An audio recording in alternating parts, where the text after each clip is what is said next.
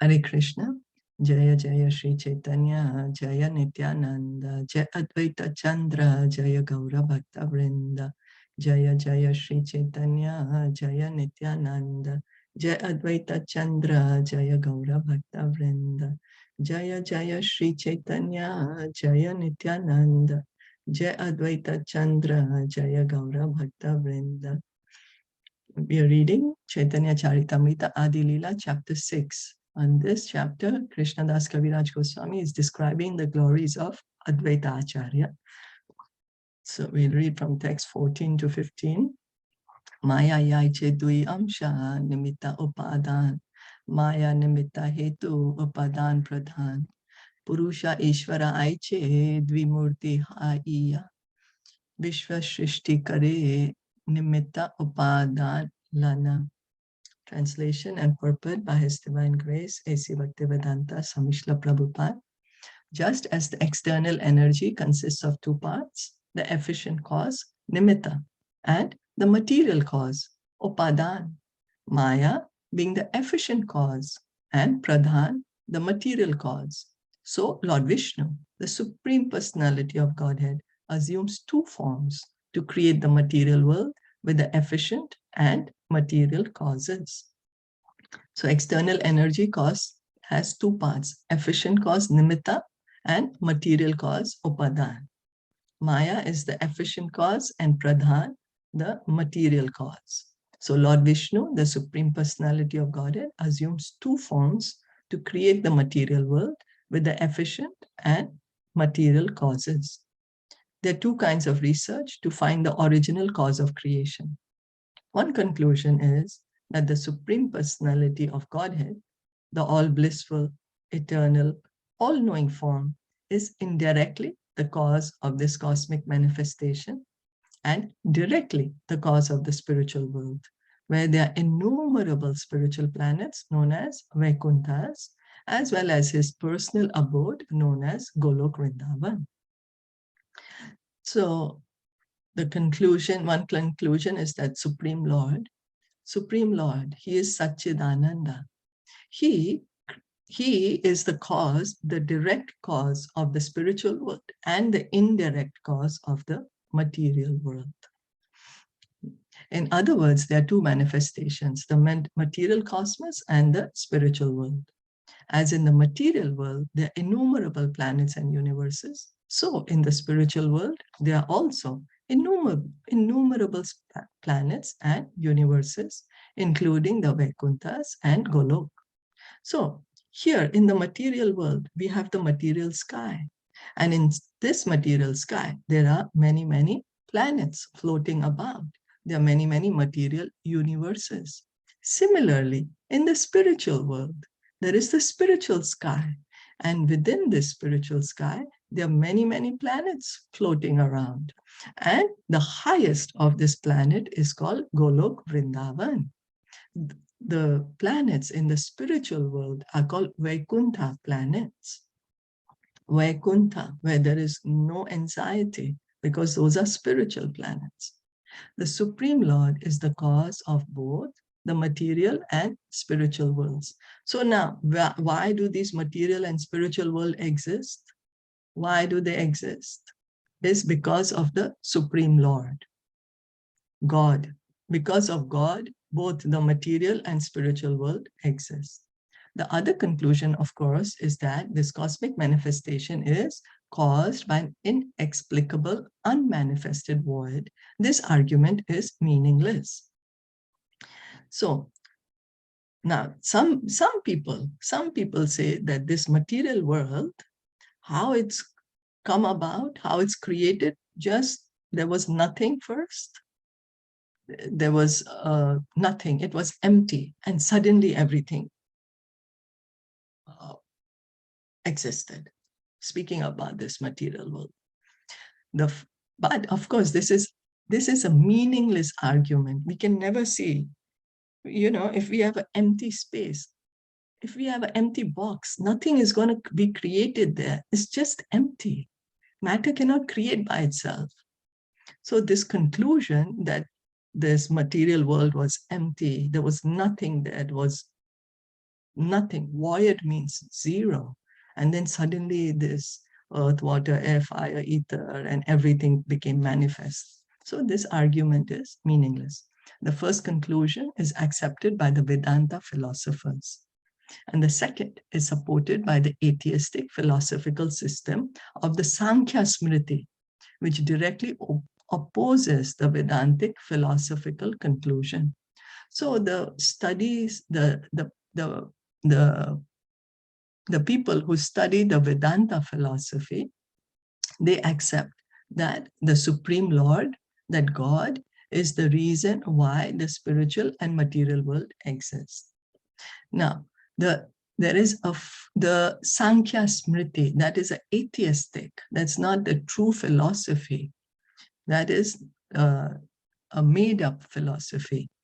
They are refuting, they are opposing what the Vedas say. Material scientists cannot see any cognizant spiritual substance that might be the cause of the creation. Such atheistic Sankhya philosophers think that the symptoms of knowledge and living force visible in the innumerable living creatures are caused by the three qualities of the cosmic manifestation. Therefore, Sankhyaites are against the conclusion of Vedanta regarding the original cause of creation. So we can see now, we were just hearing about the true Sankhya philosophy in the Srimad Bhagavatam, which is spoken by Lord Kapila himself, and it directly deals with devotional service and the science of God.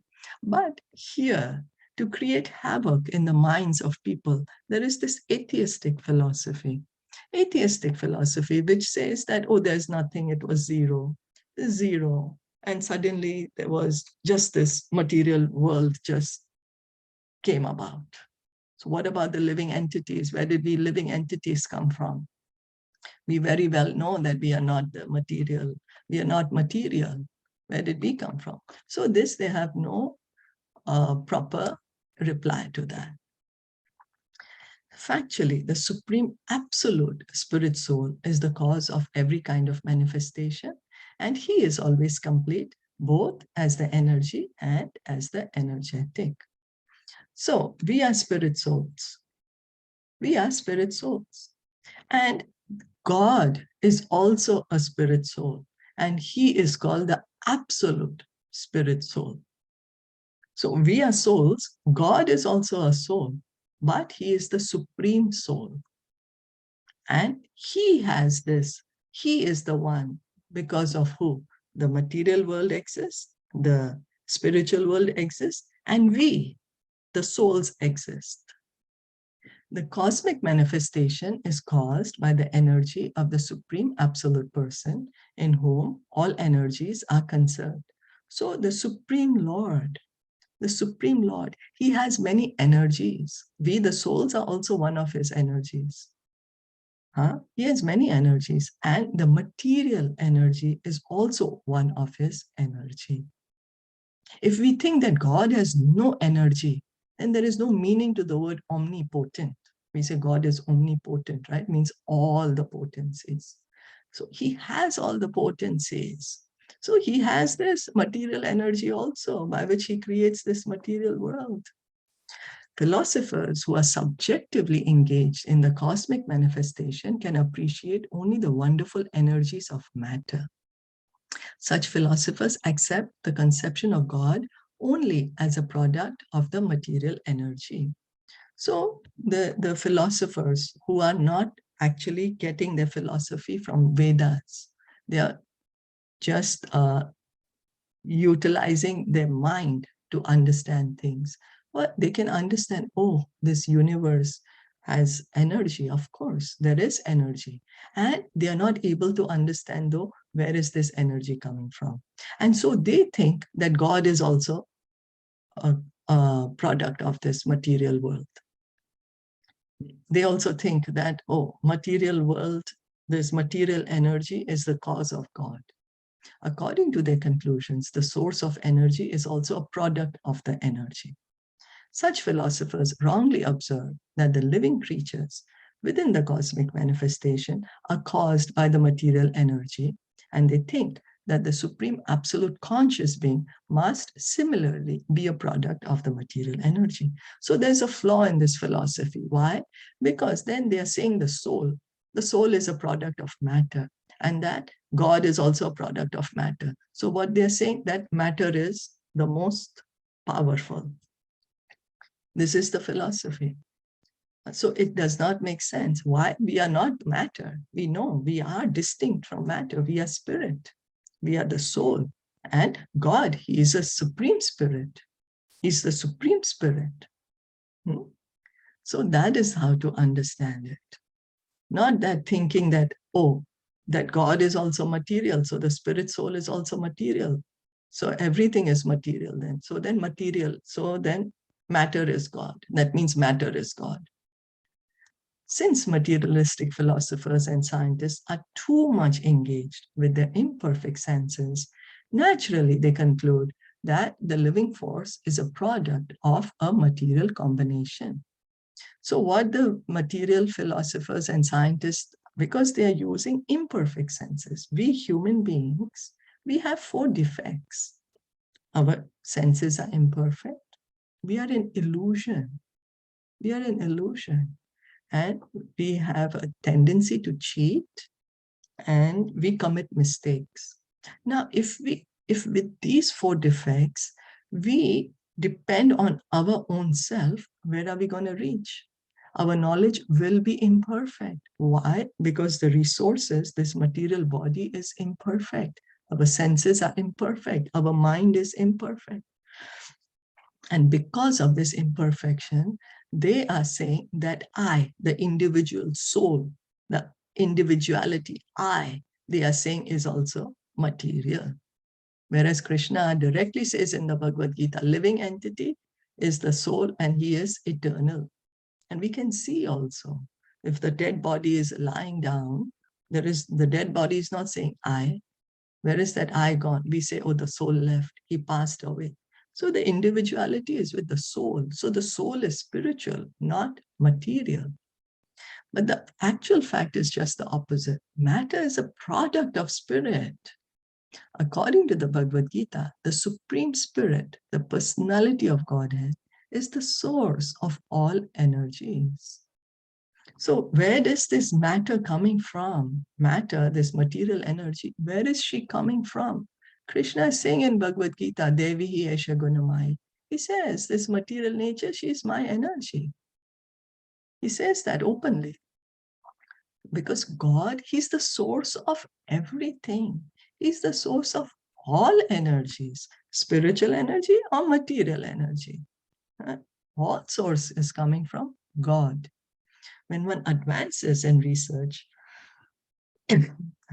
research work by studying a limited substance within the limits of space and time, one is amazed by the various wonderful cosmic manifestations, and naturally one goes on hypnotically accepting the path of research work or the inductive method. Through the deductive way of understanding, however, one accepts the Supreme Absolute Person, the personality of Godhead, as the cause of all causes, who is full with diverse energies and who is neither impersonal nor void. So what happens is that through the if one does research work, no, I'm going to do research work to find out the truth. What's going to happen is the material body that we have, the material mind that we have, it is limited to time and space. Our mind is material, so it's limited to time and space. These senses are limited to time and space. So although we might get in, oh, so good, I'm doing this research work. Oh, this is matter, this is matter, this is matter. But what is spirit? I'm not able to understand. But through the deductive way, if we understand from the Vedas that God, He is the absolute truth. He is the cause of all causes. And He has these diverse energies, material energy, spiritual energy, marginal energy. Everything becomes clear. everything becomes clear. Oh, the Supreme Lord, he's the source of everything. Why? Because he is the Supreme Lord, and because he is the source of everything. That's why. He's the Supreme Absolute Person. He's the Absolute Truth. And he has all these energies. Then everything becomes clear. There is no contradiction then. There is no conflict. The matter just becomes more and more clearer then. If we just understand, or even if we don't, we first try to accept this and accept this understanding, and then we try to understand further and further. It becomes more and more clear. It's more and more logical. The impersonal manifestation of the Supreme Person is another display of his energy. So where is this impersonal manifestation coming from? It's coming from him. Krishna is saying, I am the taste of water. I am the fragrance in the earth. I am the light of sun and moon. It's coming from Krishna. So then it becomes easier to understand the truth. We just have to accept the truth. That's all. We don't have to make up the truth, because truth can't be made up. Therefore, the conclusion that matter is the original cause of creation is completely different from the real truth. The material manifestation is caused by the glance of the Supreme Personality of Godhead, who is inconceivably potent.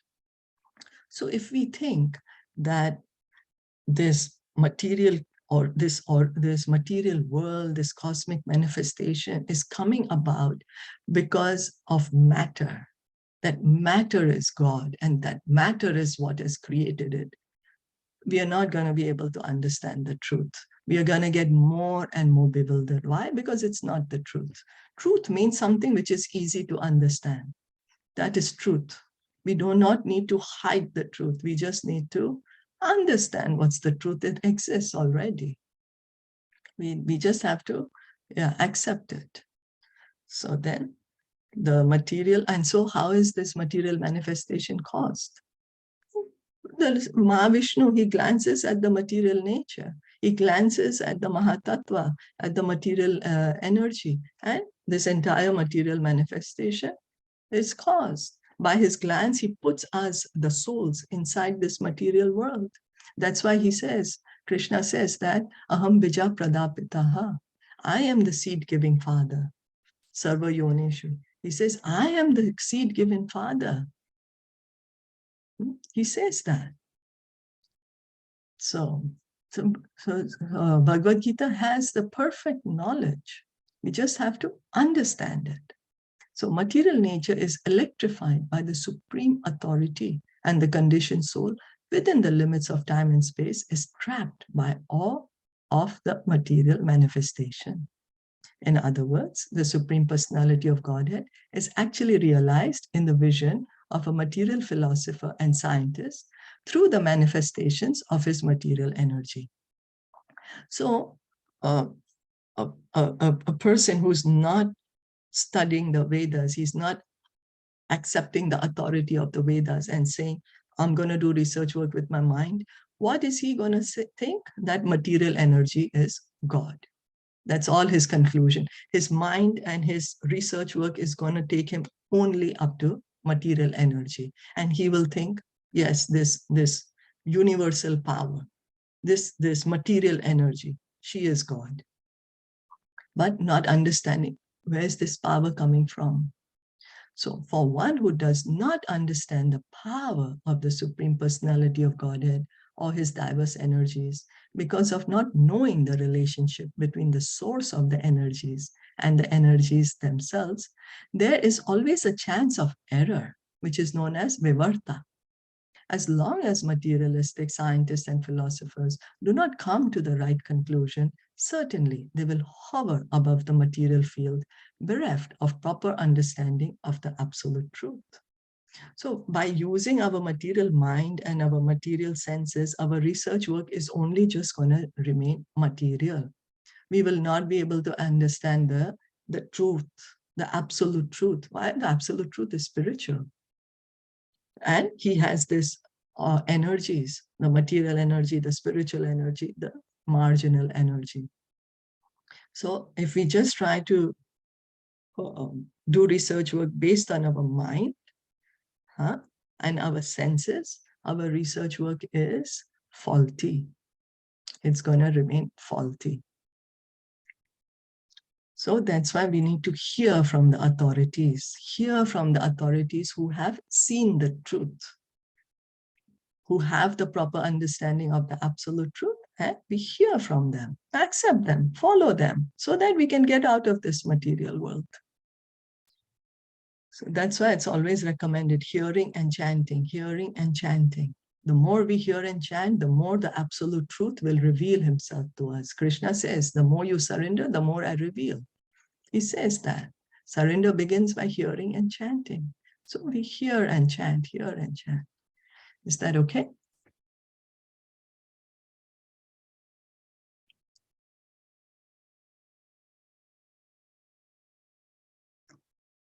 I just have one question.